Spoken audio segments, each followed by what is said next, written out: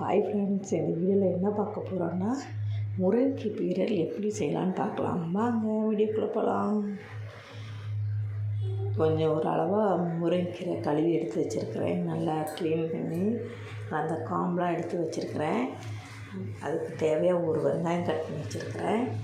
அப்புறம் ஒரு 4 காஞ்ச மிளகா, ஒரு கொஞ்சம் 2 கட்டு தேங்காய் எடுத்து வச்சுருக்கிறேன். இதை வச்சு மிக்சியில் போட்டு ஒரு ஓட்டிடலாம். ஒரே ஒரு ட்ரிப் அரைச்சா போதும். ரொம்ப நைஸாக அரைக்கணும்னு அவசியம் இல்லை. குறைன்னு அரைச்சாலே போதும். மிக்சியில் போட்டு அரைச்சி எடுத்துட்டேன். எப்படி தான் இருக்கும் பாருங்கள். கடாய் அடுப்பில் வச்சுட்டேன். 2 ஸ்பூன் ஆயில் விட்டுடலாம்.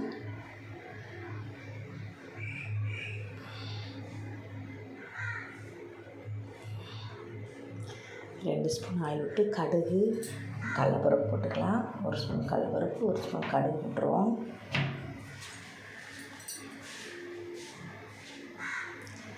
கடுகு வெடித்ததும் நம்ம கட் பண்ணி வச்சுருக்கோம் பார்த்திங்களா வெங்காயம், அந்த வெங்காயத்தை போட்டு வதக்கலாம்.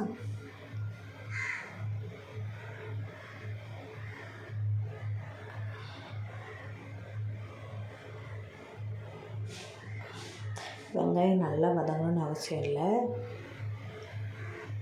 கண்ணாடி பதம் வர வதங்கினா போதும். கீரையை போட்டுடலாம். கழுவி வச்சுருக்கேன் கீரையை நல்லா க்ளீன் பண்ணி கழுவி வச்சுருக்கேன் பாருங்கள். அந்த கீரையை போட்டேன். கீரையை போட்டு மூடி வச்சா 5 நிமிஷத்தில் வெந்துடும். கீரை ரொம்ப நேரம் வேகணும்னு அவசியம் இல்லை, சீக்கிரம் வெந்துடும். வெந்துட்டு வந்ததும் கொஞ்சம் உப்பு போட்டுக்கலாம் தேவையான அளவுக்கு.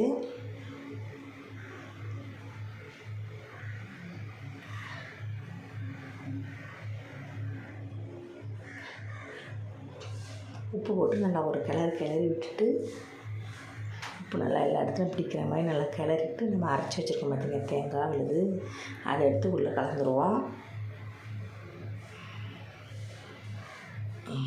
இதை போட்டு கொஞ்சம் நேரம் கிண்டனா போதும். முருங்கைக்கீரை பொரியல் ரெடி. இந்த மாதிரி செய்கிறதுனால ரொம்ப டேஸ்ட்டாக இருக்கும். ரொம்ப ஹெல்த்தியானது கூட. குழந்தைங்க கூட விரும்பி சாப்பிடுவாங்க. இந்த மாதிரி செய்து கொடுங்க எல்லாேருக்கும். இந்த மாதிரி ஒரு ட்ரிப் ட்ரை பண்ணி பாருங்கள்.